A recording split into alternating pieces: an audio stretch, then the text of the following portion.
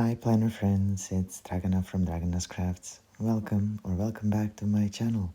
Today I have a plan with me video for you in the weekly section of my Hobonichi cousin. The stickers and washi I'm using for this setup are from the Coffee Monsterz Co and they will be linked in the description box below together with all the other supplies that you will see me using in this video. A small thing to note, the washi tape that I'm using is not available for purchase anymore. As you might have noticed, I didn't upload a single video last week. I took a break from filming, YouTube and all the other social media. Truth be told, I just felt like I needed a break and I went for it.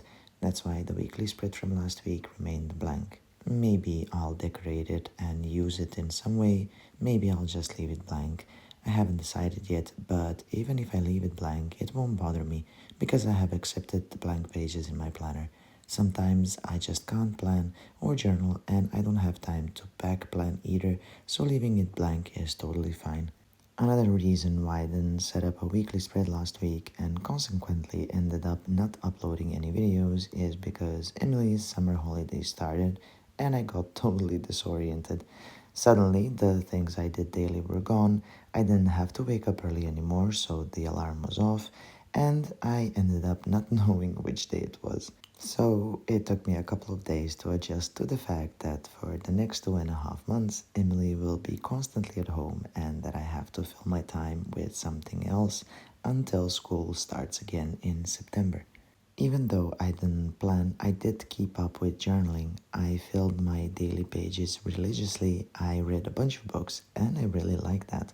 I was experimenting a lot with my daily pages and different styles, though I didn't do that in the cousin. I did it in the B6 Common Planner instead. I never showed you the pages in the Common Planner because it's an experimental planner slash journal, but if you would like to see a flip through, let me know in the comments below. For the sake of clarity, I haven't abandoned my cousin. I am still going strong with my plan to use it till the end of 2024, but I decided to test something else too, and that's why I got the Common Planner the moment it went on sale, and I'll explain why.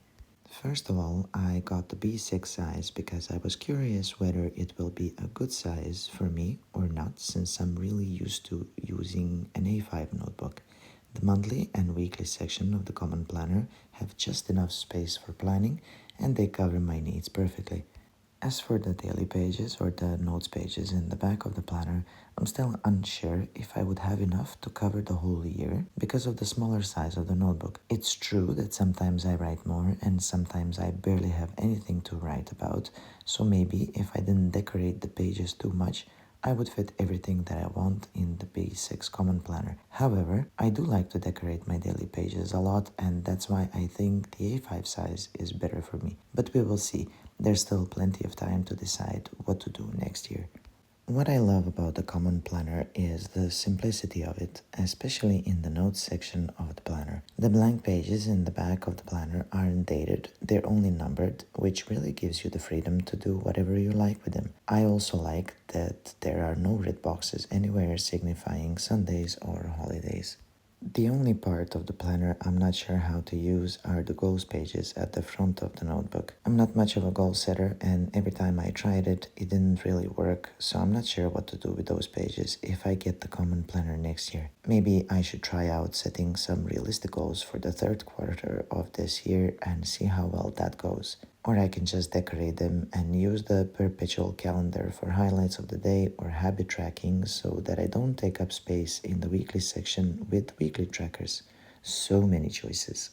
The only thing I'm worried about regarding the Common Planner is the soft cover. It seems that a number of people had issues with it, separating from the pages as the planner bulked up. I don't have that issue, and hopefully I won't have it at all. But it does make me wonder how the spine will hold up because I use a lot of stickers in my planners.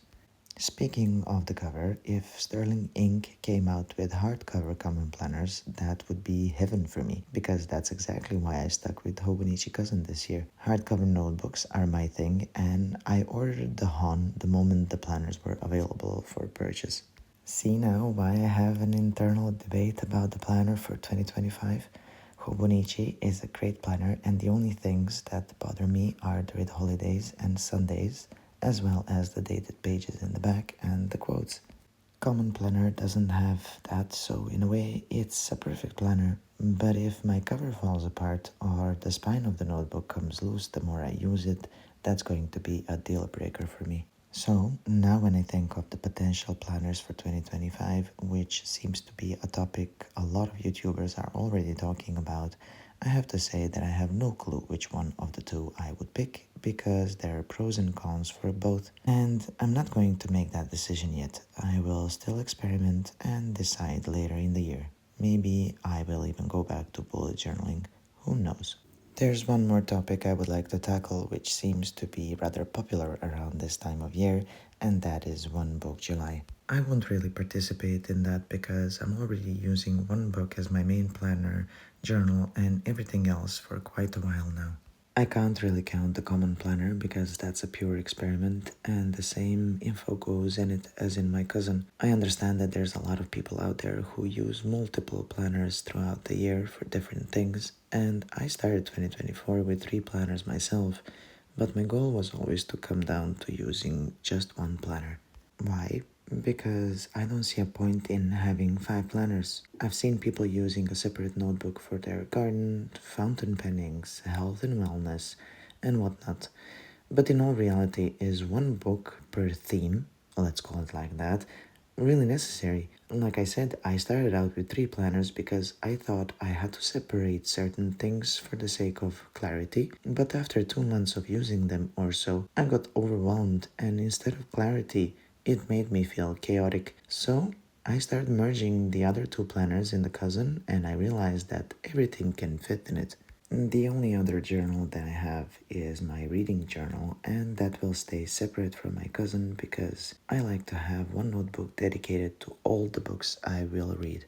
So, my dear planner friends, apart from Stylogy that I'm using as the reading journal, I don't think you'll be seeing any other planner on this channel till the end of this year, unless something drastic happens and I give up on my cousin.